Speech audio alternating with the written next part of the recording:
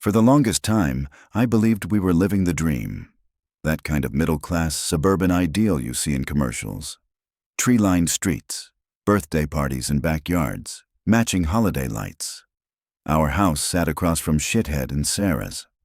From the moment we moved in, it was like finding long-lost family. Sarah brought over cookies the first weekend we arrived. Shithead lent me his tools.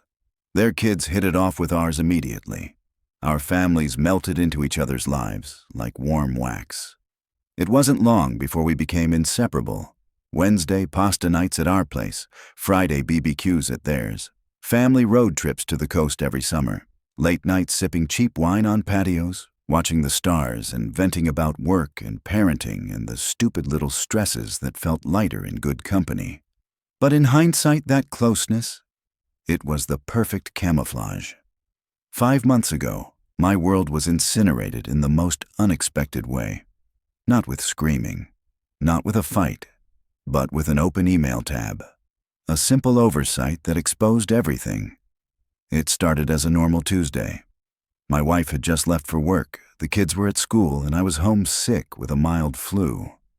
I sat down at the family computer to check my email, and her inbox popped open automatically. No big deal. We often use the same computer. But then I saw something odd. An email from her therapist. Subject: next week's session. And in the body, a mention that Shithead would be attending again. Again. I froze. Why the hell was our neighbor going to therapy sessions with my wife?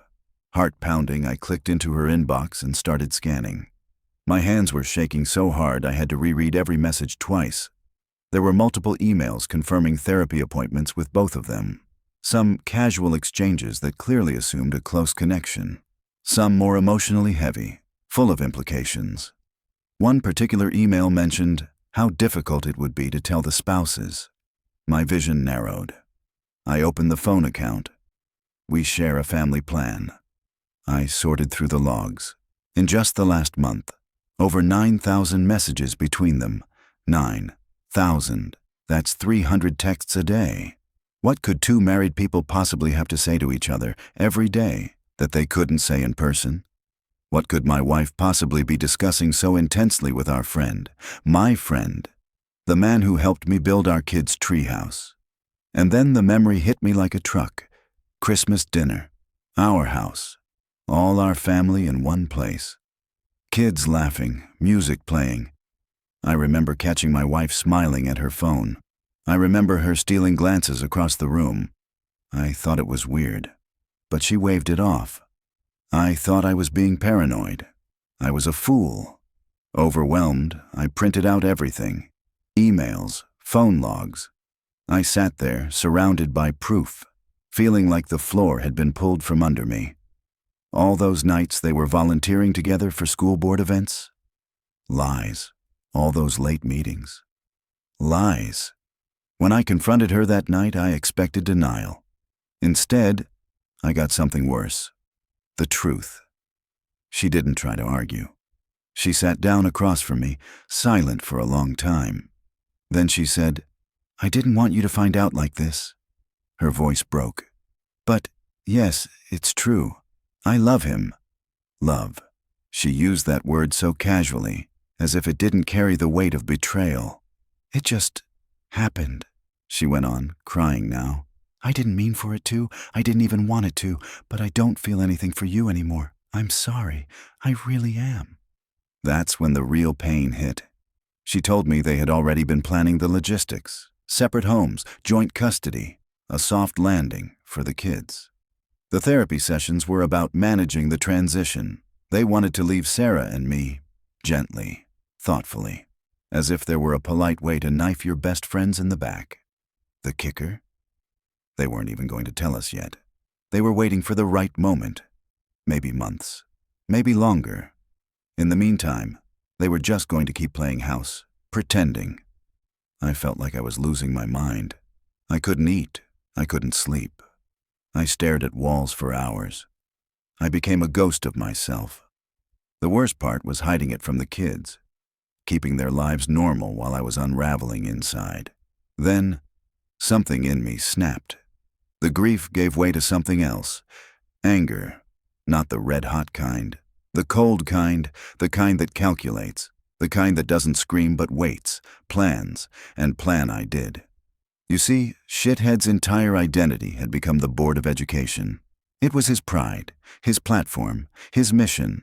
He'd fought hard to win that seat, a total underdog story. I had helped him with campaign videos, debate prep, lawn signs. He loved the job, not for the work, but for the clout, for the recognition. Being on the board gave him purpose, and that gave me leverage. In the weeks that followed, I didn't just sit with my anger.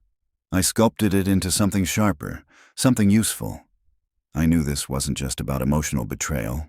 This was about deception. Public deception. Both of them paraded themselves as moral leaders in our neighborhood. PTA meetings, community cleanups, anti-bullying fundraisers, and all the while, they were lying to everyone, including their spouses. They weren't just unfaithful, they were hypocrites. And I decided they were going to pay for it. I didn't go nuclear right away. That would have been too easy. I wanted the truth to crush them slowly, to seep into their lives like smoke under a locked door. I began gathering more evidence. Nothing illegal, just information.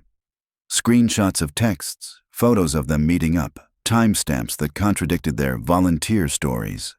I logged every interaction. And then I started laying the groundwork. Sarah, the other betrayed spouse in this mess, still didn't know. That part hurt almost as much as my own betrayal. She was my friend. We had laughed, cried, and raised our kids side by side. She deserved to know the truth. So one Friday evening, while the kids were at a sleepover and my wife claimed she was working late, I invited Sarah over, told her I needed to talk. She could tell something was wrong the moment she walked in. I didn't waste time. I showed her everything. At first, she was confused. Then the horror set in. Her hand flew to her mouth. Her body started shaking. She looked at me with wide, teary eyes and whispered, "Is this real?" I nodded. She stared down at the printouts, her wedding ring glinting under the kitchen light. "How long?" "6 months," I said. "At least." Silence. Then something strange happened. She didn't scream, didn't throw anything. She just sat down at the table and started to cry, quietly, like her heart had deflated. We sat in that silence for nearly an hour, two people gutted by the same blade. Eventually she looked at me and said, "What do we do?" And just like that, we became allies. We agreed not to confront them. Not yet. That would have given them time to control the story, to twist it. Instead, we'd bide our time. Wait for the right moment. Let the lie continue to build until the weight of it crushed them under its own hypocrisy. That moment came sooner than expected. A few weeks later, Shithead was nominated for a local leadership award. Citizen of the Year, no less. There was going to be a ceremony.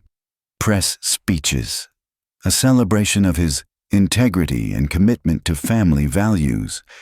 You really can't make this stuff up. It was perfect. I got to work immediately. Using footage from our family vacations, school events, even his own campaign videos, most of which I had filmed, I created a presentation. On the surface, it looked like a tribute to Shithead's accomplishments. But halfway through, it would shift, like a knife twisting. First, subtle contradictions, then surveillance footage, then texts, photos, and finally, a hidden camera recording from a park bench meetup between them, captured by a friend I had trusted with the task. Sarah helped. Her pain gave her resolve. Together, we planned the unveiling down to the minute. The day of the awards ceremony arrived. It was held in the community hall, the same place where our kids had performed school plays. The irony was painful. The entire town was there. Local politicians, teachers, parents, neighbors. Shithead was glowing, basking in attention. My wife, well, ex-wife in spirit by now, stood beside him like a proud spouse. Everyone clapped, smiled, took photos. Then, the MC stepped aside and said, "And now, a special video prepared by one of Shithead's closest friends in honor of this achievement." Lights dimmed. The projector flickered. And it began. At first, applause. People chuckled as the screen showed old clips of block parties, school projects, his bored speeches. He even teared up a little. Then came a video of him volunteering at a local shelter. Then, side by side, the date and time of that footage, and a time-stamped photo of him kissing my wife in a grocery store parking lot just an hour later. The room fell quiet. The next slide showed their messages, hundreds of them. Intimate, explicit, damning. Laughter turned into gasps. Then silence. The final segment played audio of him whispering that he wished he could leave his boring wife, and that he was sick of pretending to be this perfect guy. When the lights came back on, all you could hear was the projector fan. Shithead stood frozen. My wife looked like someone had gutted her with a spoon, and then Sarah stepped forward, took the microphone, calm, clear, and devastating. "In case anyone's wondering," she said, "this isn't fake. This is our real life, our real betrayal. And these are the real people you just celebrated." You could hear the collective heart of the room drop. When Sarah stepped off the stage, the room was a war zone of stares, whispers, and shock-silenced gasps. The MC fumbled with his notes, unsure of whether to end the night or apologize to the guests. Shithead didn't move. My wife, Lisa, had tears streaming down her face, frozen in place as if struck by lightning. It was one of those moments where time seemed to slow. For the first time in months, maybe years, I felt in control. But revenge, as I learned quickly, doesn't bring peace. It just brings a different kind of silence. People began leaving, slowly at first, then in a wave. Chairs scraped. Murmurs floated like fog. No one looked them in the eye, not even the people who had once cheered them on. Lisa tried to follow me to the parking lot, calling my name, but I didn't stop. I got in my car and left her standing alone in the headlights. The next morning, the video hit social media within hours. Someone had recorded the whole thing, shaky hands and all, and posted it under the title, "Local Hero Exposed for Double Life During Award Ceremony." By noon, it had over 2 million views. Local news stations picked it up, then national gossip sites, then YouTubers.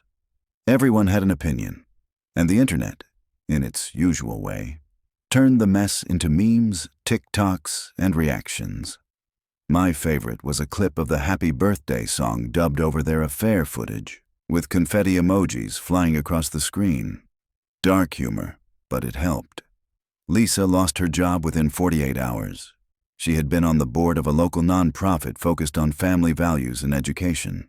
Apparently, cheating on your spouse in the community eye doesn't pair well with PSAs about integrity. As for Shithead, his company cut ties. Sponsors pulled out.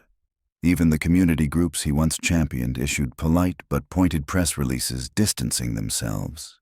He went into hiding, deleted his socials, shut off his phone.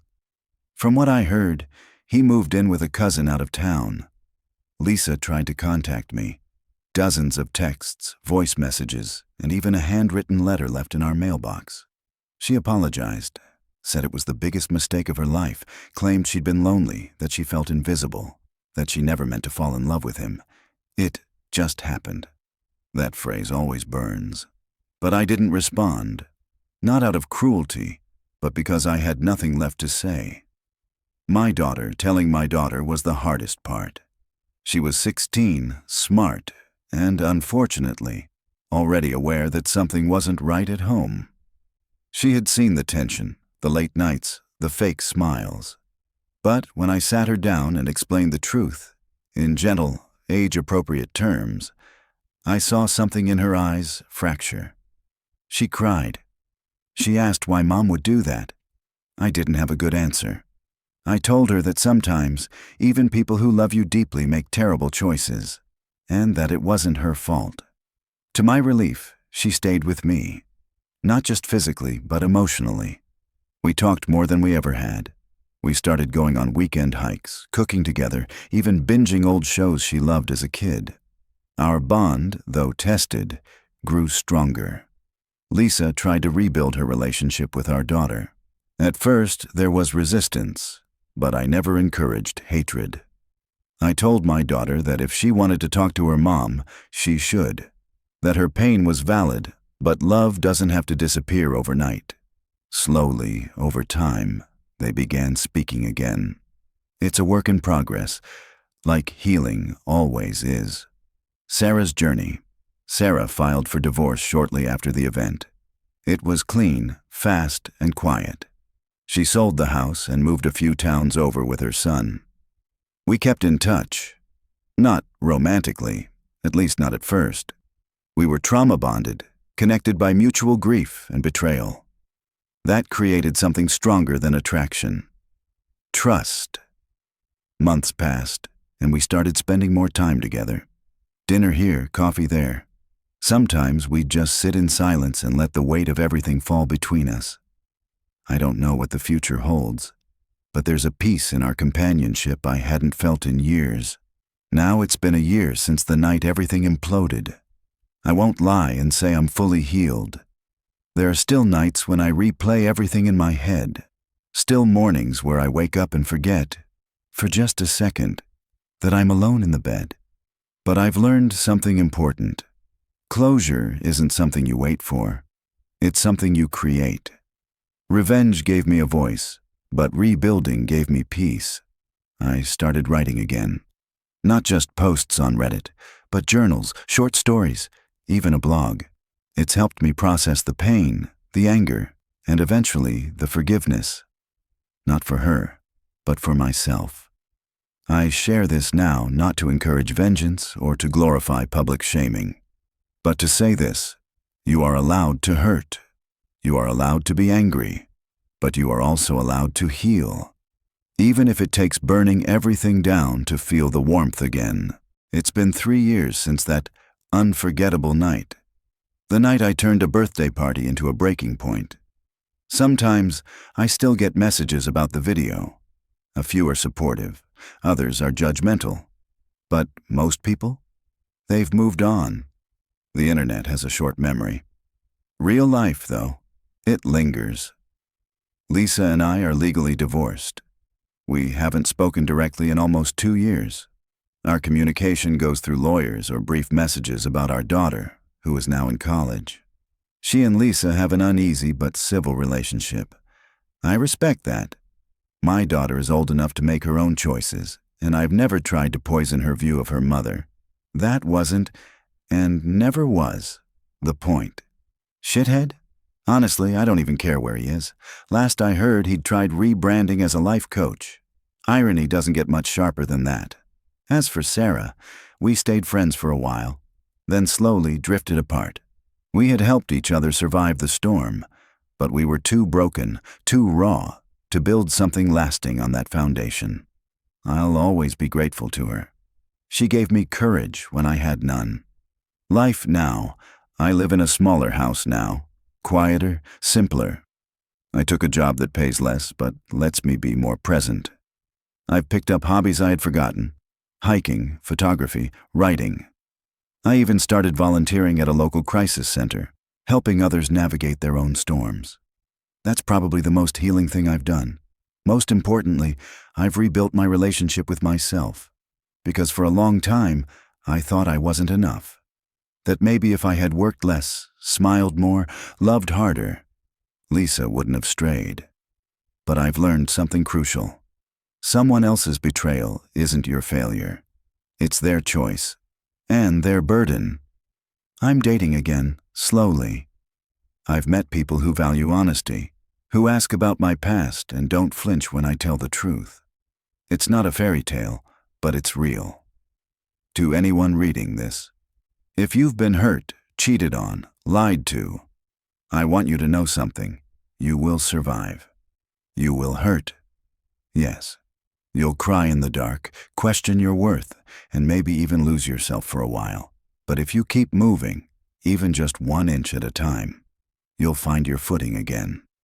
And one day, you'll look in the mirror and not see the broken version of yourself. You'll see someone stronger, wiser, whole. So no, I don't regret exposing the truth. I regret the pain, the public mess, the toll it took on my daughter. But not the truth. Because truth, even when it's ugly, is better than living in a lie. And if my story helps even one person feel a little less alone, a little more seen, then maybe all the chaos meant something after all.